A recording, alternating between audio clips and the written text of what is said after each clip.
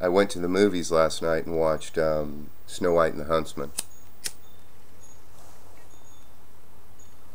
A friend gave me a movie ticket, so a free ticket that you get at Costco, so I used it. Tonight or tomorrow I'm going to see Prometheus.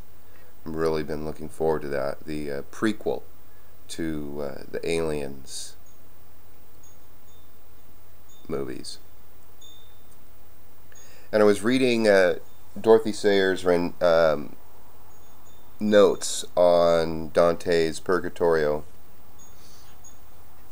and she mentioned how Dante had a kaleidoscopic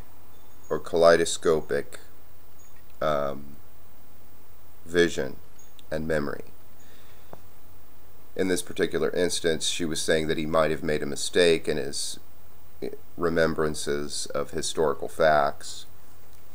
But you see, as an artist, you look back and there are certain motifs that the general public will understand, the reader will understand, the observer of your art will understand, or that you want them to understand. And you know, it's sort of like that kindergarten telephone line where each person whispers in another person's ear in a circle, and then by the end of the circle what is heard is something completely different than the original. Well, same thing with history, the renditions of history and what we think about. You know, so much is present and flooding us all the time now that a lot of I didn't know a whole lot of history from my youth, but with this kaleidoscopic view, you can go back to key moments, to key ideas, to key events, and bring them forward into your creative endeavor in the moment. And it applies, and it's applicable, and it means something, and it actually turns the moment that you're living into an event, like the event in the past, and you bring life forward through to the celebration in the moment. You can actually cause a celebration in an instant. And this is what I found that I was doing, and it's very destabilizing to a lot of people. That I think a lot of people want to play it safe as a result of their feeling like an alienated individual in the world, that they need to go do something and be somebody, be a historical person. You know, in history, a historical person is something that stands out from the norm. If everything was always the same, there would be no history. There is no history when everything is the same and everybody's in agreement. It's the one that stands alone, stands out from the norm. Then you have a historical event. You know, like the shooting of Lincoln just recently. The doctor that was in the auditorium where Lincoln was shot and cared for Lincoln. He had somebody write down everything, his recounting, within an hour of the shooting, of the death of Abraham Lincoln. You know, it's things like that. That makes it historical. This is a historical event. I'm going to write it down, and this is what happened, and this is what we're going through.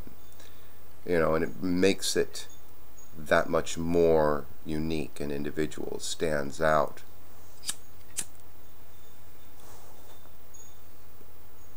It's like people remembering the presidents. There was this young kid remembering all the presidents, and the thing is that this young kid remembered all these specific things about all these specific presidents because it was intriguing.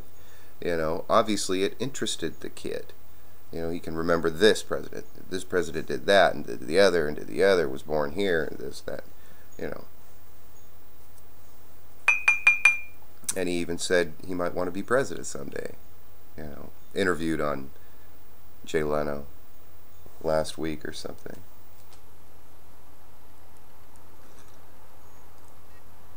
So what I'm getting at is that trust issues really center around control. Needing to control a situation.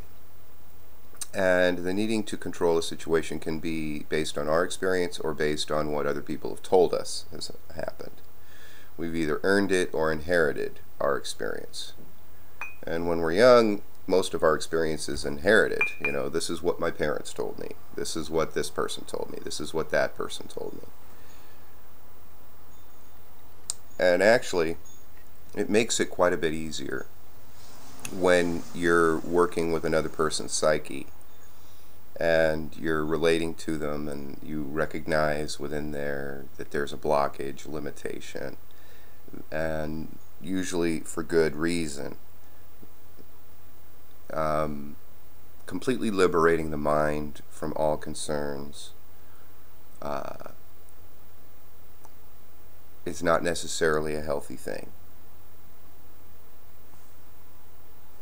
So it depends, you know. So I've been feeling this out for years now.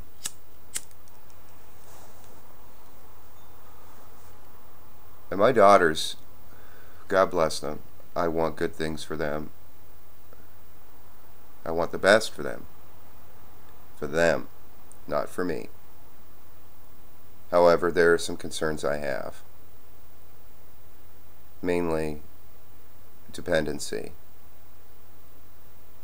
And we can become dependent upon needing to control things.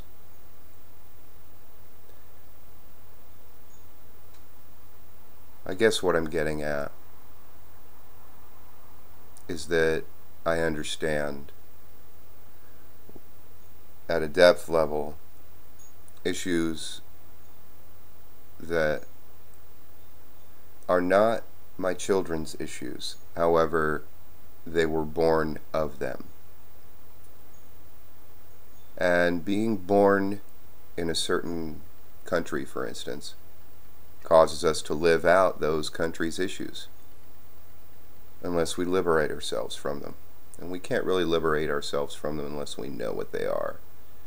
But then those issues have their own defenses. For instance, let's say that our democracy is failing and we don't want to admit that our democracy is failing, so we fight against the awareness that it's failing. We engage in it. We try to bolster it. We try to support it by becoming involved in it, you know, things like that.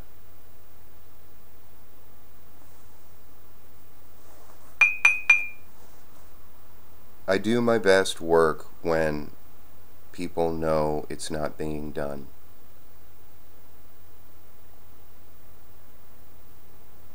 And I'm working a lot on my daughters and with my daughters. But I have to be very, very careful to let them earn it. It has to be earned.